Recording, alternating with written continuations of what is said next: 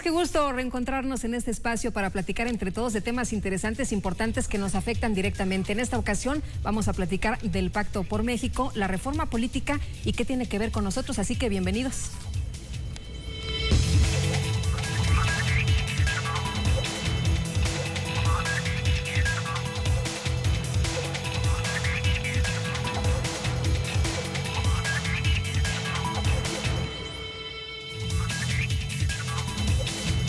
Buenas noches otra vez, qué gusto tenerlos con nosotros aquí entre todos para dialogar de estos temas que son fundamentales, que son clave para el desarrollo de nuestro país. Fíjense ustedes que los partidos políticos anteponen este asunto de las reformas políticas que necesita el país a sus intereses personales. Suena interesante.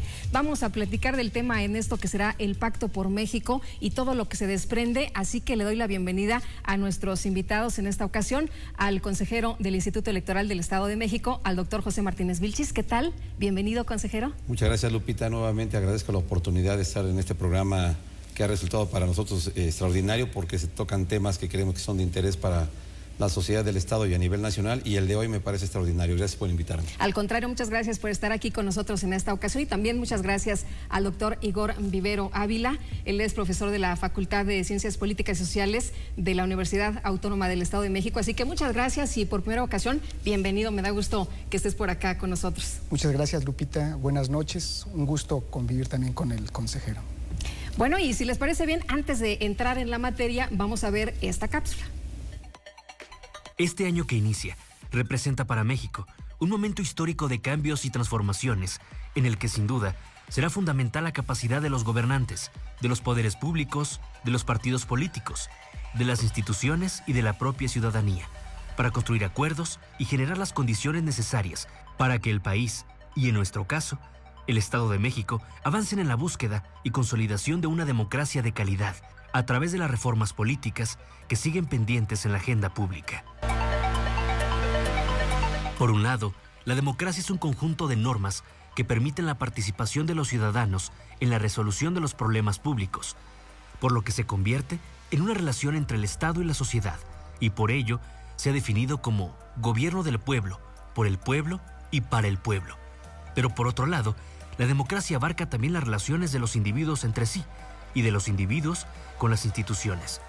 Por ello, se dice que la democracia es una construcción social que depende también de la sociedad y de su momento histórico. En estos tiempos, se vislumbran transformaciones y cambios cuyos resultados dependerán, fundamentalmente, de la capacidad de los actores responsables para que las reformas que requiere el país y nuestra entidad transiten por los derroteros de la eficacia política, del bienestar y de la paz social, para arribar a un escenario democrático más consolidado, en el que la ciudadanía tenga cada vez más peso y relevancia en el proceso decisorio y en el diseño de la agenda pública. La lucha para construir un orden social donde todos podamos ser felices, en el constante perfeccionamiento de la calidad de nuestra democracia, es tarea de toda la sociedad, en todos sus ámbitos. Sin embargo, depende del potencial de los actores políticos para sacar adelante las reformas estructurales que México requiere. Como orden social, la democracia es construida y el orden social no es natural. Por eso, son posibles las transformaciones en la sociedad. La democracia es una forma de vivir que expresa diferentes visiones, expresiones e interpretaciones del orden social. De este modo, la democracia se caracteriza porque las leyes y las normas son construidas, reformadas o transformadas por las mismas personas que las van a aplicar, cumplir y proteger. No existe un modelo ideal de democracia que podamos copiar o imitar. A cada sociedad le corresponde diseñar su propio modelo democrático. Sin embargo, todo orden democrático busca hacer posibles los derechos humanos, políticos y electorales que garanticen el orden, el desarrollo y preserven la dignidad humana. En la democracia, lo público se construye desde la sociedad civil. La democracia es para todos. Requiere desarrollar en los ciudadanos formas democráticas de pensar, sentir y participar. Esto es lo que se conoce como cultura política democrática. Bueno, primero nos llama la atención este tema del Pacto por México, sobre todo porque venimos de años en los que los partidos políticos han estado enfrentados, luchas constantes, no se ponen de acuerdo, y el Pacto por México firman grandes partidos políticos y dice uno, bueno, a ver qué está pasando en este país. ¿Cómo ven ustedes este pacto? Para mí, Lupita, fue, Igor, toda una sorpresa observar que al día siguiente de que tenemos nuevo presidente de la República, el día 2 de diciembre, se sientan los representantes de los partidos políticos más importantes, PRD, PAN y PRI, y después de que habíamos observado que durante mucho tiempo no se ponen de acuerdo en la Cámara de Diputados para sacar diversos temas de interés nacional, firman un pacto por México. Y ese pacto contiene temas que a mí me parecen muy relevantes.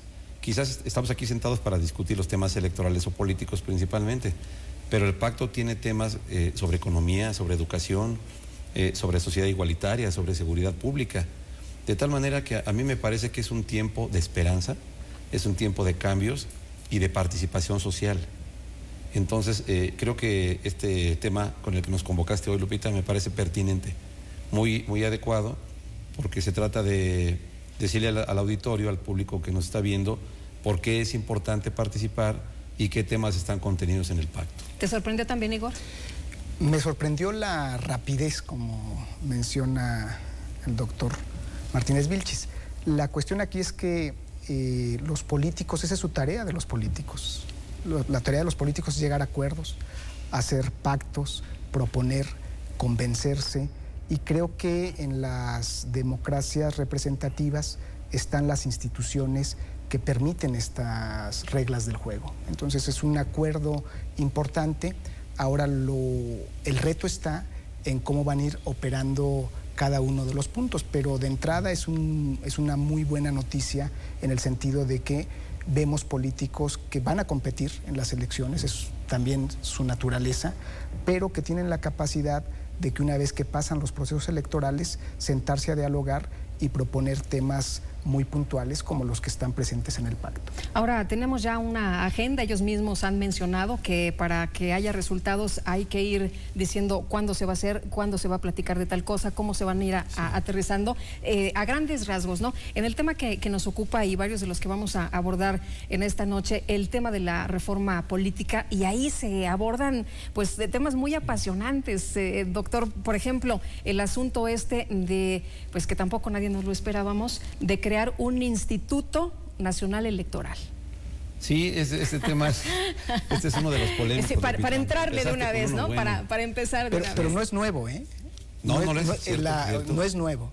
Ese tema lo venían arrastrando desde hace 5 o 10 años, de hacer un Instituto Nacional Electoral. Nada más que ahora ya lo firmaron. Ahora ya lo firmaron. Los partidos más importantes, eso es lo novedoso. Y yo diría, antes de este tema, aborda el Pacto por México, reconoce desigualdad social, sí, que es para mí muy importante, pobreza, se plantea temas como la alimentación como prioritario, crecimiento económico, y a partir de eso los demás temas como secundarios, sin dejar de ser importantes. Este tema de política, un Instituto Nacional de Elecciones, como dice Igor, ya es un tema planteado recientemente que causa para unos beneplácito, según la ideología de cada quien y las formas de ver las cosas, y para otros cierto desconcierto porque vivimos en un sistema federal en donde se supone que cada estado tiene facultades y capacidad para, entre otras cosas, organizar las elecciones, ¿no? Entonces, la pregunta es qué pasa con los institutos estatales en este caso.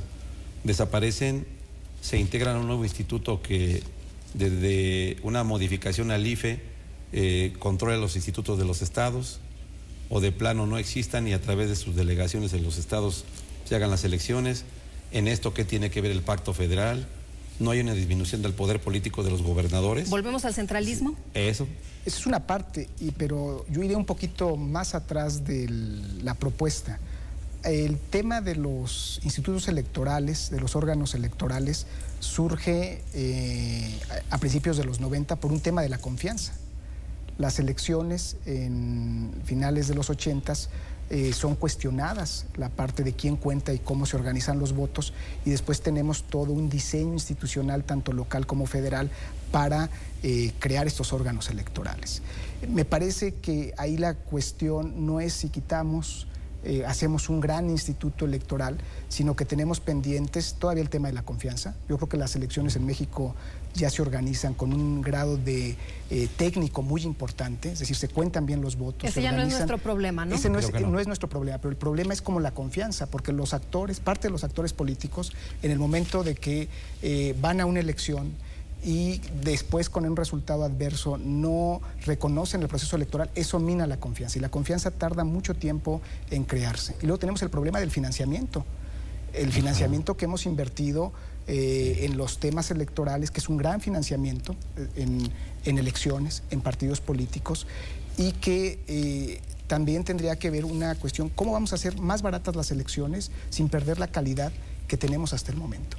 Doctor. Yo creo que sigue habiendo desconfianza, contradiciendo un poco a Igor, o no sé si estemos aquí en esta parte de acuerdo exactamente, pero yo siento que desde la federación, o desde la óptica federal, no hay confianza en la forma en que los gobernadores intervienen en los institutos electorales, porque se dice mucho eso, que para que no haya intervención de los gobernadores, entonces mejor un instituto central que se encargue de que más neutralmente pueda organizar los procesos. O sea, hay un indicativo de desconfianza. A lo mejor también uno de centralismo, que es una vieja polémica entre estados y federación desde hace años, ¿no? Yo creo que también el tema económico, ahí estoy de acuerdo, Igor, sí opera, Lupita. Sí. Porque se ha dicho, un estudio del CIDE muy interesante que se hizo recientemente, que se llama Uso y Abuso del Poder en México, dice que en México es de los países que tiene más caros procesos electorales. Bueno, nos quejamos cada que hay elecciones, ¿no? De lo caro que resultan los procesos electorales. Sí, Lupita, pero hay estudios que lo indican también. Somos de los que han hecho una organización más cara de los procesos electorales. Se parte entonces de la idea de que en un instituto nacional se puede controlar más los recursos y quizás se abaraten. Entonces, ahí hay varios puntos que polemizar y que discutir. Sí, ahí yo parto de la... qué bueno que tocas eso. Serían dos confianzas.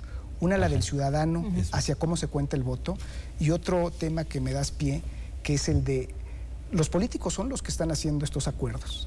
Es decir, nosotros los ciudadanos no organizamos, no votamos las iniciativas de ley electorales, sociales o económicas. Votamos y elegimos quiénes van a tomar esas decisiones. En el momento de que hay esa desconfianza hacia las propias reglas que ellos han hecho, ahí tenemos un problema de credibilidad. Y tenemos experiencias en el tema electoral precisamente de los amigos de Fox, el Pemex Gate en su momento, donde los propios jugadores crean unas reglas del juego, pero en el momento de competir no respetan esas reglas del juego.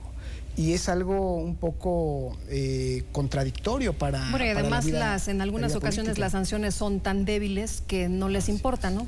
O pueden ser inclusive elevadas, porque el caso del PAN fue una sanción muy elevada, pero es un espíritu democrático. Es decir, si ellos logran, como en el Pacto por México, proponer una serie de puntos, cumplirlos y están de acuerdo, eso fortalece la vida institucional y los acuerdos políticos. Si los políticos no están violan, digamos, sus propios acuerdos, eso nos debilita en temas de credibilidad, en temas de eficiencia de los aparatos políticos. Sí, es cierto, pero en el caso de los estados no tienen el mismo poder o la misma fuerza que tiene el Instituto Federal para sancionar a los partidos políticos, Lupita. Porque nosotros pasamos las sanciones que podemos imponer las aprueba la Cámara de Diputados local. Sí. En el caso federal, no. El IFE no somete a consideración de la Cámara el tipo de sanciones que impone a los partidos. Y ese nivel de autonomía no lo tenemos en los estados. Ese es punto a favor de un instituto centralizado, ¿no? Así es. Hay temas... hay temas que podríamos poner en la balanza, ¿no? ¿Qué es lo que conviene, qué es lo que no conviene? Bueno, si les parece bien, seguimos platicando del asunto que está realmente interesante, apasionante. La invitación para que usted también dialogue con nosotros, para que participe a través de Twitter, a través de Facebook, a través de las redes sociales, por supuesto, a través de los teléfonos que están apareciendo en estos momentos ahí en su pantalla, que nos dé sus puntos de vista que enriquecen, por supuesto, este espacio. Vamos a una pausa y enseguida regresamos para platicar más entre todos esta noche. No se vayan.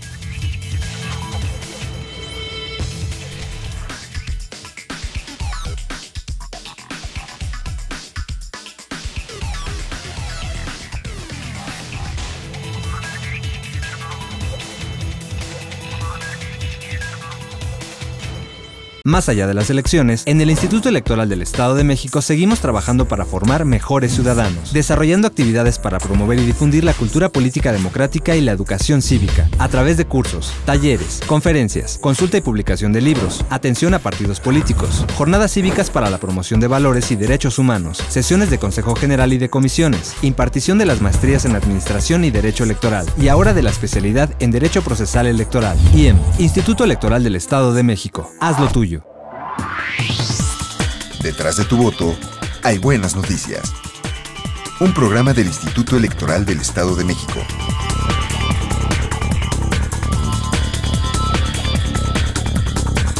Síguenos a través de www.ieem.org.mx todos los miércoles a las 12 horas. IEM, Instituto Electoral del Estado de México. Haz lo tuyo.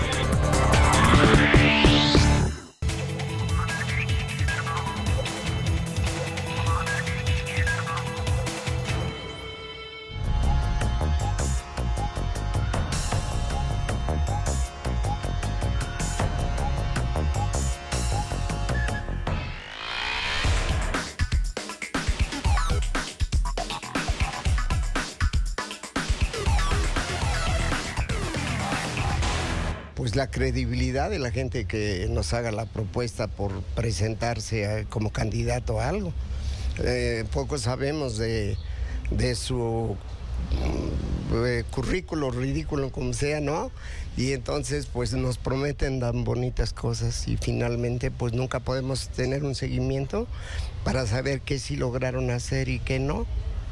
Y en base a eso, pues hacerlo postulable o definitivamente hacerlo a un lado, porque yo veo que muchos políticos son los mismos que aparecen en la palestra siempre y finalmente no sabemos si realmente valió la pena este tipo de personas, pero por los nexos y esas vinculaciones que tienen entre ellos, pues hacen que sigan ellos. Es como una camarilla, es como una banda, pues, pero socialmente aceptable. Yo creo que los pensamientos de las personas, ¿no?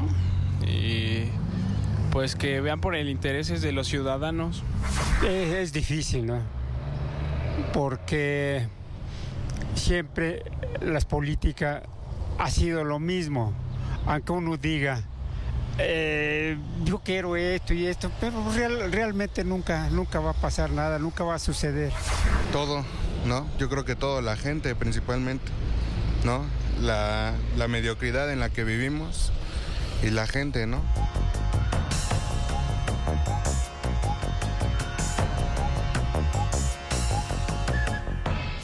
Estamos de regreso, qué bueno que continúan con nosotros para platicar entre todos. Nos quedábamos con dos temas interesantes, la confianza que ya abordábamos en un primer momento y el financiamiento. El financiamiento que seguramente a nuestros amigos les interesa mucho. ¿Por qué tanto dinero para los partidos?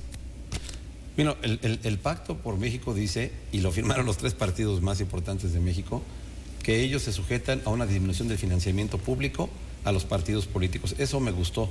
Es un acto de conciencia de los partidos porque hay que invertir en otro lado, ¿no? En la educación, por ejemplo. Entonces, yo tengo una propuesta muy concreta que es que la fórmula que se usa ahorita toma en cuenta salarios mínimos y el número de ciudadanos que están en el padrón electoral. Entonces, el partido siempre va incrementando cada año su financiamiento porque el padrón crece cada día. La gente, hay más ciudadanos que se incorporan al padrón cuando cumplen 18 años. Tienen su financiamiento asegurado, por decirlo de alguna forma. ¿Por qué no se mete una fórmula en donde se tome en cuenta el porcentaje de salario mínimo que se considera ahorita, pero que se tome en consideración la votación que ellos obtuvieron en la elección? Para motivar este tema del abstencionismo, motivar que los partidos tengan un incentivo para buscar que la gente vaya a las urnas, porque eso va a ser parte de la fórmula de financiamiento. De tal manera que si entonces se aplica en lugar del total de ciudadanos que están en el padrón, los votos que obtuvieron ellos, se va a disminuir el financiamiento en promedio a la mitad. ¿Por qué razón? Porque el voto en México se aproxima al 50%. Así es. Entonces, si logran ellos que incremente el número de gente que va a votar, obtendrán más financiamiento. Si no lo logran, pues entonces partirán de una base menor. Es una propuesta concreta a este tema que es muy espinoso, ¿no? Así es. Igor, ¿tú qué piensas sobre esta materia del financiamiento? Me parece, suscribo la propuesta del doctor. Hay un tema aquí, y comentábamos ahorita en el corte, que es la inyección de recursos, o sea, la política necesita recursos, los partidos necesitan recursos, no vamos a engañar a nadie en que en cualquier lugar del mundo se utilizan recursos, pero ya lo comentaban ustedes, el tema de la desigualdad social en México, con los recursos que invertimos en los partidos, es un tema que hay que ir equilibrando. Nadie nos garantiza que con un buen financiamiento los partidos no busquen otras vías alternativas de financiamiento, porque tenemos experiencias como las del 2000 del Pemex Gate o los amigos de Fox. Lo importante aquí está en cómo lograr, ya lo mencionaba el doctor, elecciones menos costosas. Y ahí sí el pacto, en suscribirlo, tenerlo como una propuesta es un buen paso, porque el financiamiento que se le da a los partidos a partir del 96 es producto de un contexto diferente al que tenemos ahorita. En ese momento no había los grados de competitividad electoral que tenemos. En este momento los tres principales partidos son gobiernos y son oposición a lo largo del país, en gubernaturas, en municipios, a nivel federal. ¿Qué quiere decir esto? Que en el corto y mediano plazo son partidos ya consolidados, que hoy son gobierno, mañana son oposición, y que no es un problema de que puedan competir y ganar elecciones. Entonces, buscar la vía, primero, de reducir los costos, pero otra cuestión es de que no llegue otro financiamiento que el legislador de ese entonces no quería que fuera privado. Claro. Por algunos motivos. Pero ahí se tendría que afinar, ¿no? Se tendría que poner más candados para que esto no ocurra, porque los partidos políticos reciben mucho dinero.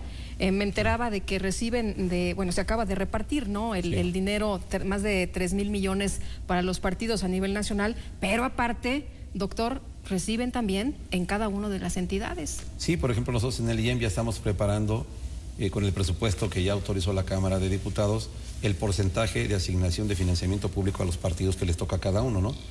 Entonces, es otra de las polémicas, puede ser esta. Si parece ser que la fórmula, como yo la sugiero, puede ser muy agresiva porque baja mucho el financiamiento, entonces se puede discutir si el financiamiento nacional que reciben los partidos deba ser ese el único y ellos distribuyan a los estados, ¿no? Ellos vayan entregando a los estados según necesidades electorales. Esa es otra fórmula. Ellos mismos dijeron en el pacto que iban a buscar normatividad para que esto que dijo Igor, que es muy interesante, normatividad para que no haya posibilidad de que se meta financiamiento ilícito de la delincuencia organizada, alguna otra fórmula en esta fórmula. Lo que dice Igor es muy importante. Debe los partidos obtener su dinero del sector privado o buscar ellos sus propias alternativas, o la debe obtener del gobierno. Quizá la gente diga, no, pues que lo obtengan privado, ¿no? Que no les den dinero del pueblo. Sí, pues sí. Pero hay muchos riesgos tras de esto, ¿no? Aunque también en el pacto se habla, en esta reforma política, de transparencia. Es otro tema importante y bueno, en descargo de los partidos, decía un politólogo español que un partido transparente y democrático es una rara avis en el mundo de la política, no nada más en México, sino en democracias consolidadas. Yo creo que es un ejercicio que hay que ir presionando. Es complicado que muchas de las reglas informales que se dan en estas instituciones quieran ser ventiladas a la luz de los partidos, pero me parece que un primer plano deben ser los militantes, los propios votantes y los ciudadanos que exijan transparencia. Es un, como decía el doctor, es un recurso público. Entonces, por ley, están obligados a hacer un uso eficiente y transparentar ese recurso público. Ahorita que hablas de los votantes, nos da pie para mandar a esta información de personas que ponen su granito de arena, de gente que está comprometida con el país, que no esperan a que los partidos políticos o las autoridades gubernamentales resuelvan las cosas, y nos vamos precisamente a nuestra sección de nuestros reflejos.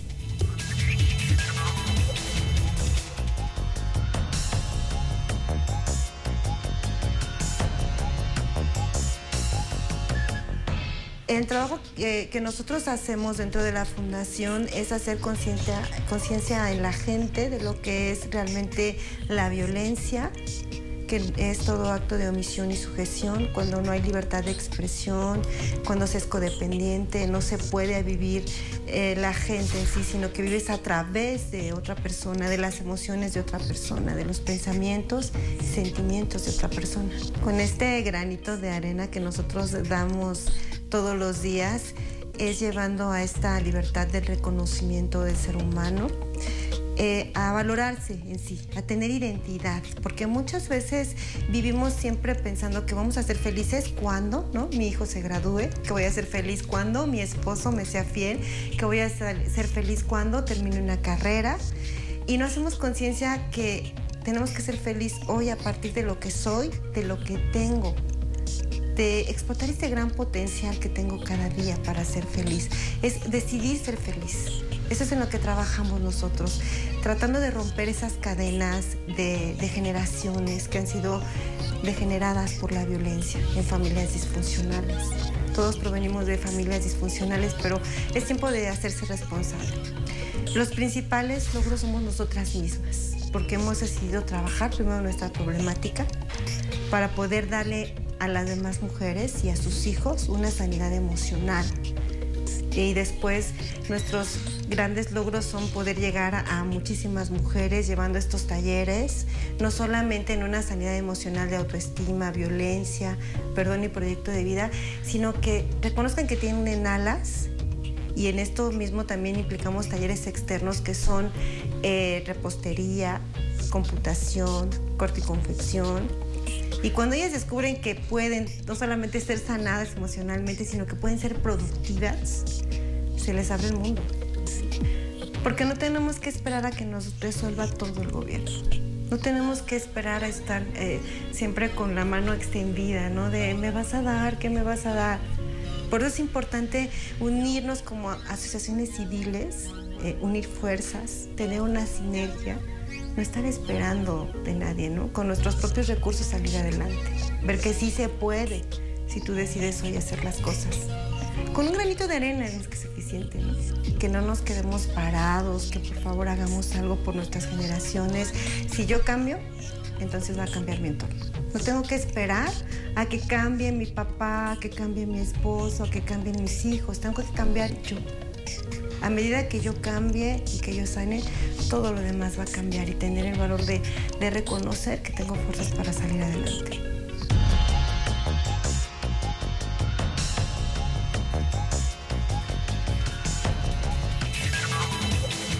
Muchas gracias a Blanca por compartirnos su experiencia y qué bueno que haya pues personas que están poniendo su granito de arena y que hay participación ciudadana en diferentes ámbitos. Y bueno, regresando al tema del financiamiento, si les parece bien, hablábamos del dinero que se utiliza en las elecciones, el dinero que utilizan los partidos políticos, pero también veíamos de qué manera se puede ahorrar. Hay una regla que están imponiendo los partidos, que están hablando en este Pacto por México, ellos hacen las normas y bueno, dentro de esto, prohibir el uso y entrega de utilitarios de promoción electoral, todo lo que hemos visto que entregan plásticos, textiles, despensas, materiales de construcción, en fin, que sería un muy buen ahorro, ¿no? Porque en todos lados se reparte y se dice, la gente la compran precisamente pues con un envase a lo mejor, o con un vaso, o con una a lo mejor pues depósito para las tortillas, en fin.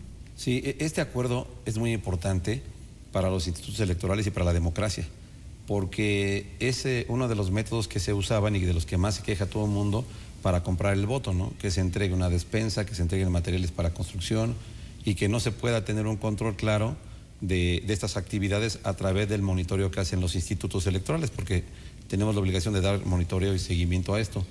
Entonces me parece que es pasar de una etapa de mayor cultura democrática, de quitar la entrega de este tipo de materiales por parte de los partidos políticos y pasar a otra en donde se promuevan otro tipo de ofertas, ¿no? Como estaba diciendo Igor, más educación, incluso el propio pacto prevé que haya menos spots y más promoción a los debates públicos para que la gente escuche más oferta de programas de gobierno adecuados y no de una oferta de desgaste entre partidos políticos o de coacción del voto mediante los utilitarios. Para nosotros es fabuloso que ya no se permita esta entrega de este tipo de utilitarios.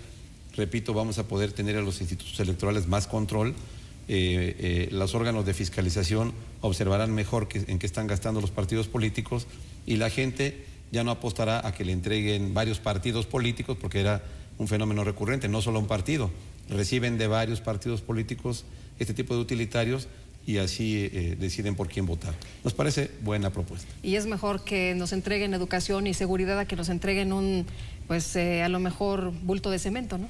Sí, en la cuestión que hablábamos de la desigualdad y eso, pues para ciertos sectores, desafortunadamente, de la población, es un momento donde pueden allegarse ciertos recursos materiales, pero es una buena llamada de atención, primero que ellos reconozcan que usaban estas prácticas y que posteriormente tampoco les garantizaba ya que votaran por ellos. Es un tema que yo creo que también ellos lo han de haber valorado.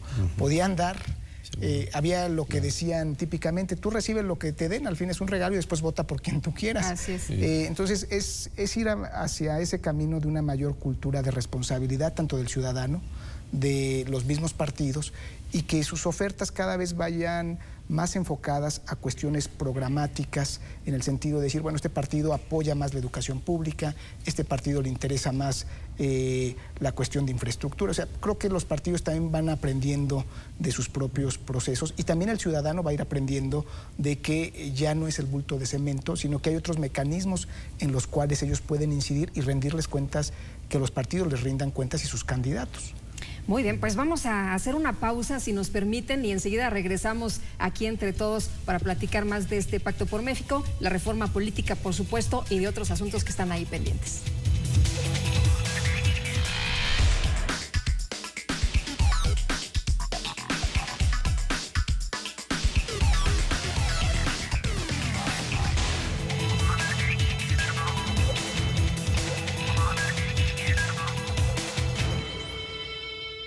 Más allá de las elecciones, en el Instituto Electoral del Estado de México seguimos trabajando para formar mejores ciudadanos, desarrollando actividades para promover y difundir la cultura política democrática y la educación cívica, a través de cursos, talleres, conferencias, consulta y publicación de libros, atención a partidos políticos, jornadas cívicas para la promoción de valores y derechos humanos, sesiones de Consejo General y de comisiones, impartición de las maestrías en Administración y Derecho Electoral, y ahora de la especialidad en Derecho Procesal Electoral. IEM, Instituto Electoral del Estado de México. Haz lo tuyo. Detrás de tu voto, hay buenas noticias. Un programa del Instituto Electoral del Estado de México.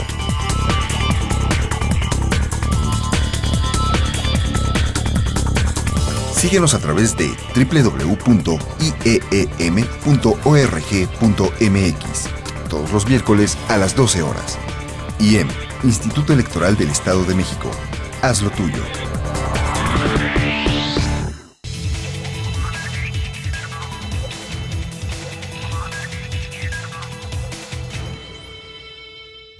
Con la finalidad de hacer más eficiente la comunicación y la difusión de la información a través de los medios digitales, el Instituto Electoral del Estado de México reanudó la transmisión en vivo de su programa de radio por internet.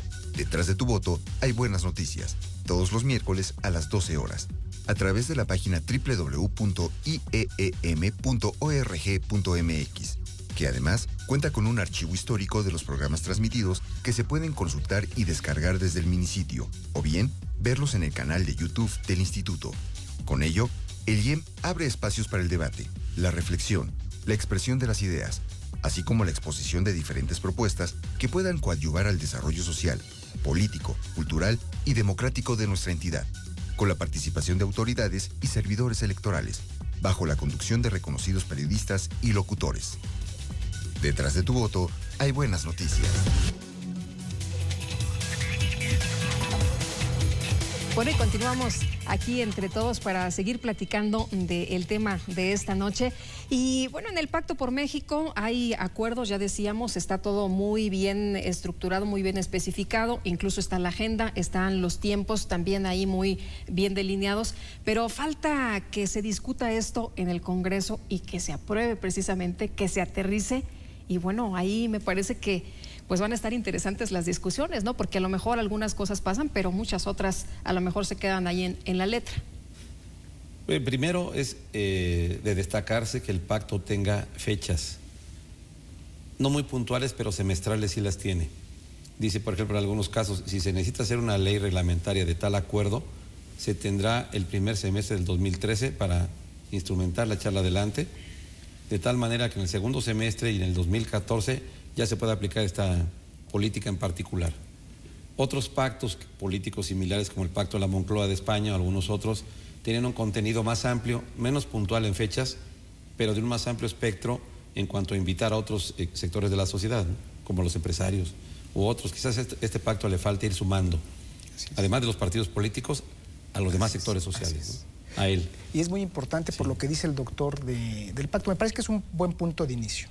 Y ahí puede haber sobreexpectativas del mismo pacto por los tiempos de los mismos partidos. Los partidos, como sabemos, pues también compiten internamente y pueden tener sus tiempos legislativos. Pero ir sumando otros actores, el contexto es diferente, acaba de reaparecer el ZLN, hay un candidato que va a formar otra fuerza política, lo está formando, que es López Obrador. Es decir, que por cierto ha dicho que este pacto por México es una tomada de pelo, exactamente, ¿no? Para él desde su visión da una opinión. Pero me parece que hay que ir sumando sectores, la universidad, los empresarios y también otras voces que puedan enriquecer la cuestión del pacto. Que haya tiempos es importante para que puedan tener resultados plausibles, pero también habría que tener ciertas expectativas más moderadas respecto a lo que nos puede dar el pacto. Es una muy buena llamada de atención, pero hay demás intereses que estarán por verse. Bueno, dentro del mismo PRD, por ejemplo, ¿no? Hay apoyos muy fundamentales, cabezas muy visibles, y dentro del mismo PRD, gente que no pertenece a Morena, lo critica, ¿no? Que dice, no, eso es a título personal, nosotros estamos diciendo otra cosa. Sí, es cierto. Quizás estamos echando campanas al vuelo con estas reflexiones de que ya firmaron los 3 partidos más grandes, ya se sentaron en la mesa, aprobaron esto. Faltan sectores de esos mismos partidos que todos se integren, falta que en el Congreso esto se traduzca en una realidad y esas fechas semestrales que están planteadas ahí, que van al 2014 máximo, se conviertan en una realidad. Falta incorporar al sector económico, a los empresarios, ¿no? A otros más que opinen sobre el tema. Yo creo que no debemos menospreciar el inicio de este pacto, ¿no? Y estimular nosotros que sea bien recibido por la gente, que lo vean bien y que haya más participación ciudadana. Se promueven junto con este Pacto por México algunos de los componentes de la reforma política que el entonces presidente Calderón propuso en agosto del año pasado, no sé si se acuerden, ¿cómo no? Que tenía iniciativa ciudadana para que los propios ciudadanos puedan ahora proponer independientes. Ese candidaturas independientes, que no lo veo, Lupita, por cierto. No. En el Pacto por México ya no aparece, creo, ese componente, que es algo que me inquieta, porque como ahorita estaba diciendo Igor, otros candidatos pueden opinar distinto. ¿Qué va a pasar? ¿Cómo se va a instrumentar los candidatos independientes? Que son fundamentales, porque quizás a los partidos más importantes no les interese que haya candidatos fuera de sus partidos. Claro. Entonces, ¿qué va a pasar? ¿No falta incorporar lo de Calderón o aclarar si lo de Calderón se respeta totalmente en el Pacto por México? ¿Tú cómo ves? Pues esta parte de... Iba a ser una anotación de las candidaturas independientes. Sí, adelante. Realmente... creo que hacen lo mismo que hacen los partidos políticos, los candidatos independientes. Me parece que a lo mejor la reflexión tendría que estar si los partidos van a permitir abrir sus espacios a otros sectores. En Quintana Roo está legislado, creo que lo de las candidaturas independientes, y me decían ahí que tenían un problema, ¿no? Por lo que tú mencionabas, ¿cuánto le tenemos que dar de financiamiento? ¿Cuál es el financiamiento? Luego, los recursos que se le dan, y si no gana, se los podemos ir a quitar si compró computadoras, un auto. Es una cuestión. Al final, un candidato ciudadano se vuelve un político que aspira al poder y hace estas cuestiones. Me parece que tenemos que buscar que los partidos sean más abiertos a estos sectores, y la cuestión también, me parece un buen inicio del pacto, pero sin el apoyo de otros sectores sociales, del sector económico, no va a tener los resultados que esperaríamos. Dentro de todo esto hemos hablado de los diferentes sectores, de los diferentes actores, pero ¿dónde queda la ciudadanía? ¿Cuál es el papel de la ciudadanía? Porque me parece que es un actor fundamental en todo este asunto, ¿no? Sí, yo creo que se le toma en cuenta desde el momento en el que la iniciativa del entonces presidente Calderón mete la iniciativa popular como una posibilidad que tiene el ciudadano de proponerle a la Cámara de Diputados alguna cosa que le interese y que se vuelva ley, ¿no? Antes no existía eso. No se podía, si no mal recuerdo, señala que debe ser con un porcentaje de la lista nominal que calculaba yo que tiene como a 100,000 ciudadanos que tengan que juntarse para presentar una iniciativa. No está fácil, pero ya está ahí una propuesta. Tiene una sección, el Pacto por México, que tiene que ver con el respeto a las libertades de los ciudadanos, Lupita. Si recuerdan también, hace alusión a la necesidad de tener una mejor seguridad pública, que todos reclamamos, mejor seguridad ciudadana, y al respeto a los derechos humanos, que es un asunto de última generación en cuanto a la ley, no en cuanto a leyes internacionales. Me parece que sí concita a que haya más participación ciudadana, pero habría que insistir en eso. El tema de cultura política principalmente se centra en decirle al ciudadano: participa, interviene. La política es asunto de todos, no es un asunto sucio, sino es un asunto que nos interesa a todos porque tiene que ver con decisiones que van a afectar nuestra vida cotidiana. Entonces me parece a mí que sí, lo que tú dices, Lupita, es una buena reflexión. ¿Dónde está el ciudadano? Me parece que sí tiene intervención de varias formas y habría que decirle a la gente que cada vez se interese más en participar en estos temas. Igor. No, algo muy importante que acaba de mencionar, quiero rescatar: la política es una actividad que hacemos todos. De hecho, los políticos que tenemos es un reflejo de las sociedades que somos. A veces no nos gusta, pero no vienen de Marte, no vienen de otros países, sino son políticos que salen de nuestra sociedad. Entonces, me parece que entre el ciudadano sea más consciente de su responsabilidad y de su rol político dentro de estos procesos, podemos avanzar en mayor manera. No quiere decir que se tenga que volver un político profesional, pero que sí sea consciente de este grado de responsabilidad por todo lo que hemos visto de desafección, de no querer ver nada en el mundo de la política. Y suscribo, la política no es un aspecto sucio, al contrario, es el arte de llegar a acuerdos con intereses diferentes y donde posturas diferentes pueden sentarse a la mesa, y el pacto es eso, es un producto. A lo mejor ya es el momento que tengamos los políticos que nos merecemos, ¿no? Ya que estamos avanzando, ya que estamos cambiando. Si les parece bien, vamos a escuchar la participación en la voz del investigador de la Universidad Autónoma del Estado de México, de Juan Miguel Morales, quien también participa con nosotros esta noche.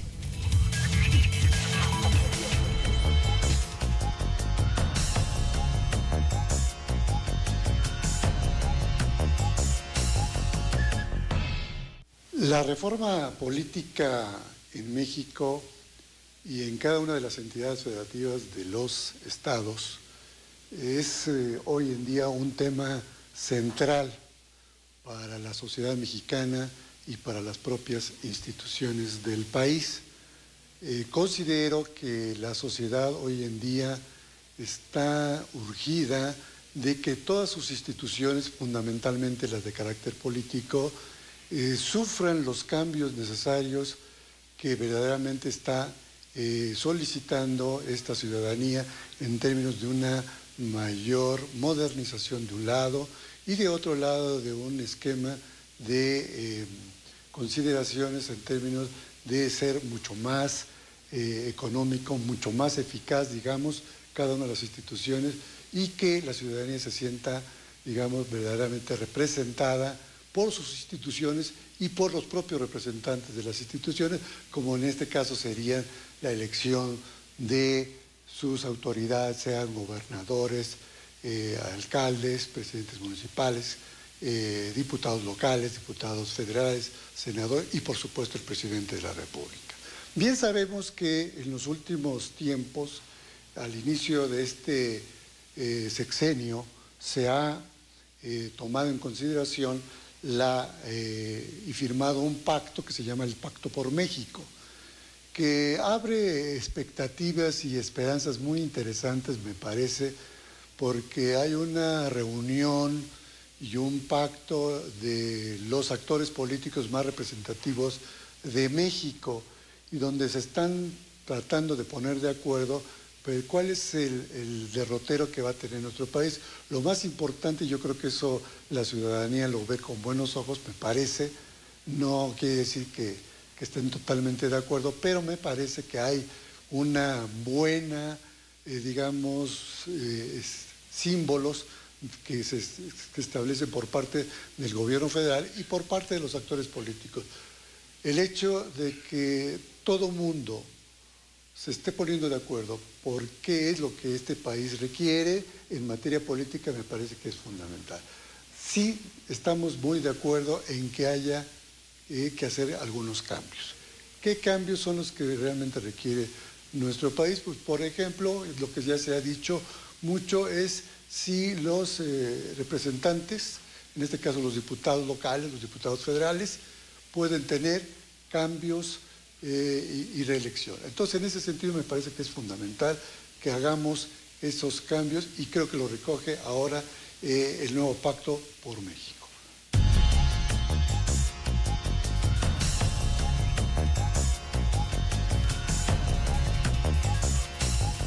Muchas gracias al profesor Juan Miguel Morales por esta participación aquí entre todos. Les quiero recordar que ustedes se pueden sumar con sus opiniones y participar y platicar del tema a través de redes, Facebook, correo electrónico, Twitter, que aparecen en estos momentos en sus pantallas. Vamos a hacer una pausa, pero les invitamos para que sigan con nosotros y platiquemos más aquí esta noche.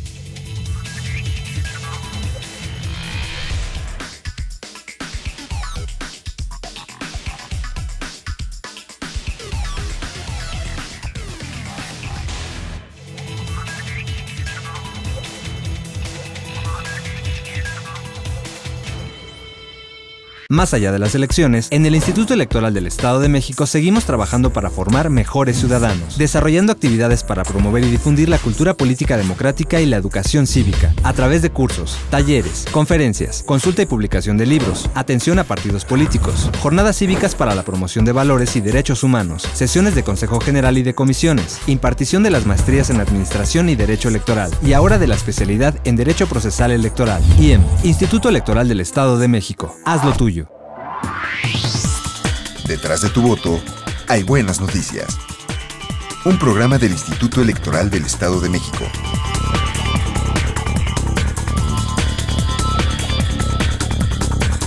Síguenos a través de www.ieem.org.mx todos los miércoles a las 12 horas.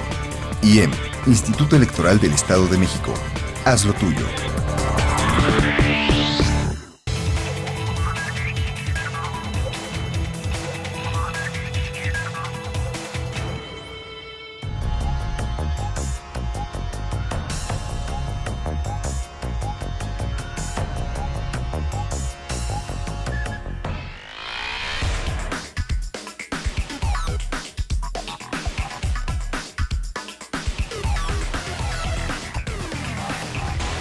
Pues primero que nada, transparencia.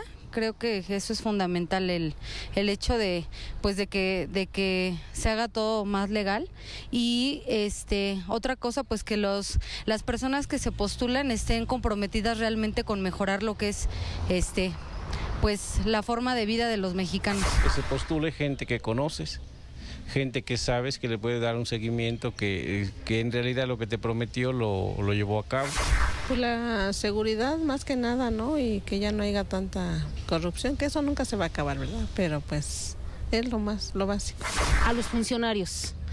Ese es un factor muy importante porque siempre quedan entre ellos mismos en los de su mismo nivel.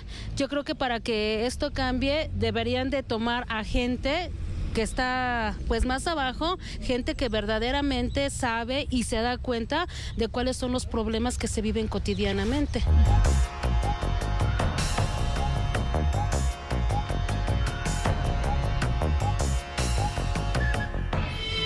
Qué bueno que continúa con nosotros y bueno, ahí gracias también a la participación de quienes en las cápsulas en Nuestra Voz hablan del tema con nosotros. Y bueno, hablamos también de plantar esta semilla. El Instituto Electoral del Estado de México forma precisamente a los ciudadanos del futuro. ¿Y qué es lo que nos comparten? Vamos a ver.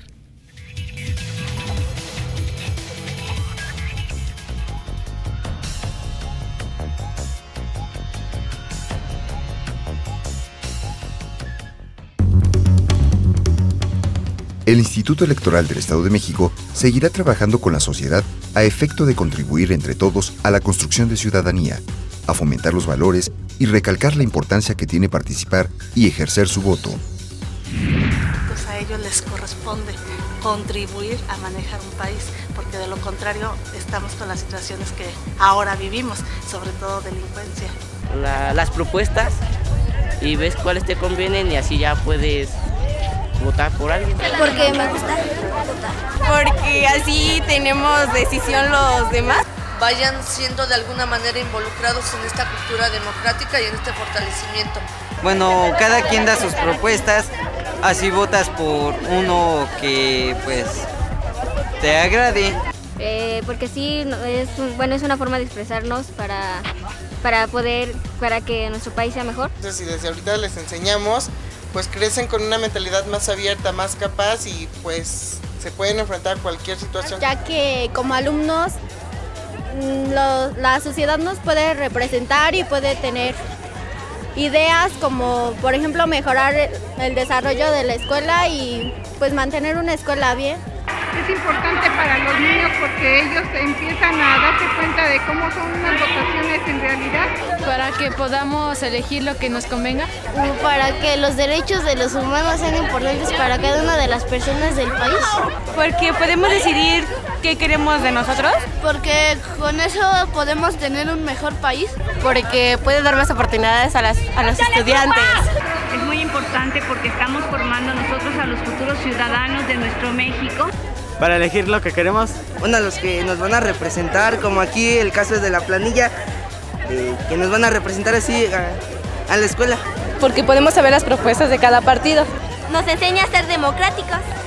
Es importante votar porque si no van a decidir por nosotros. Fortaleces la democracia y pues así tú tienes la libertad de elegir. Bueno, tenemos en conciencia saber que nosotros fuimos los que elegimos al representante. Y es importante votar porque así tu voto es libre y secreto. A efecto de contribuir entre todos a la construcción de ciudadanía y fortalecer los derechos de los mexiquenses, en el IEM seguimos trabajando.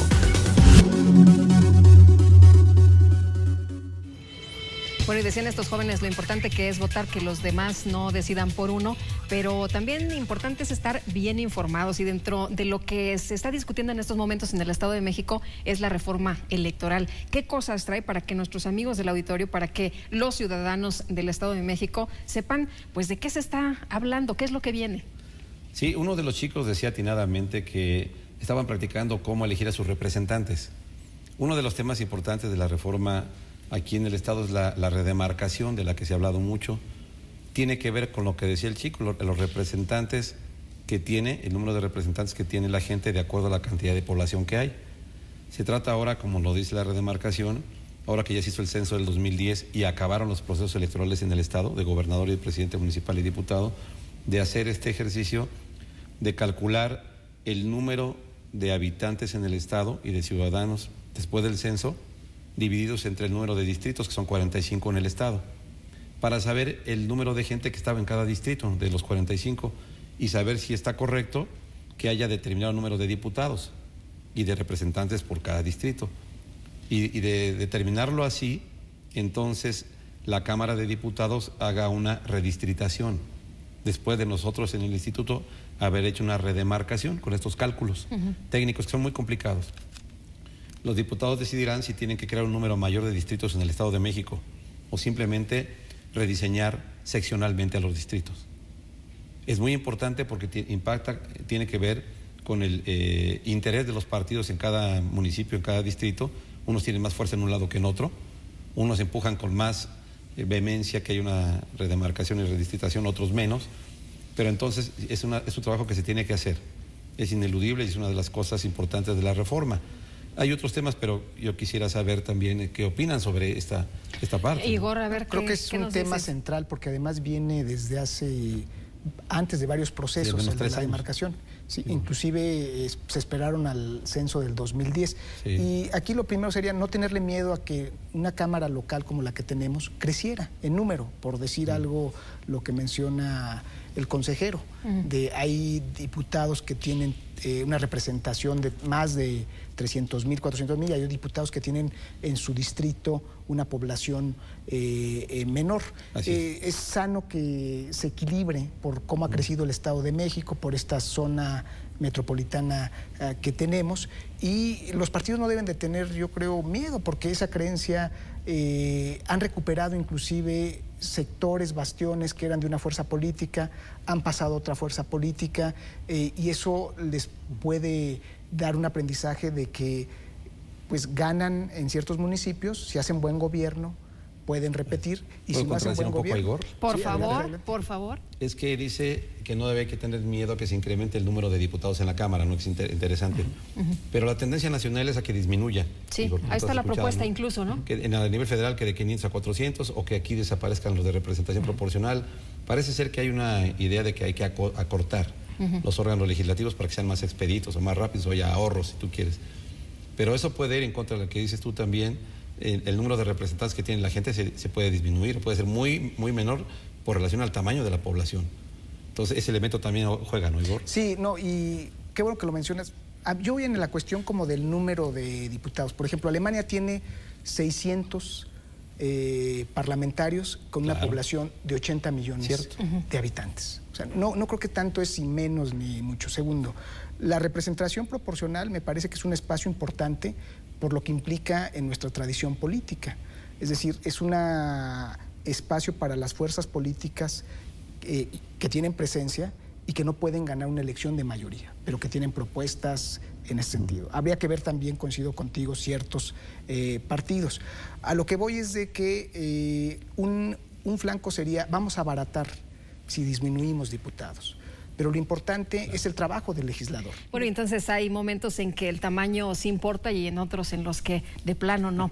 Muchas gracias por habernos acompañado, doctor. Muchas gracias por haber estado una vez más aquí con nosotros. Gracias por la invitación, Lupita. Gracias. Hasta luego, muy buenas noches. Doctor, muchas gracias también por haber estado en este programa. Muchas gracias, Lupita. Buenas noches al auditorio. Y muchas gracias a usted por haber participado aquí entre todos. Nos vemos la próxima. Que la pasen muy bien.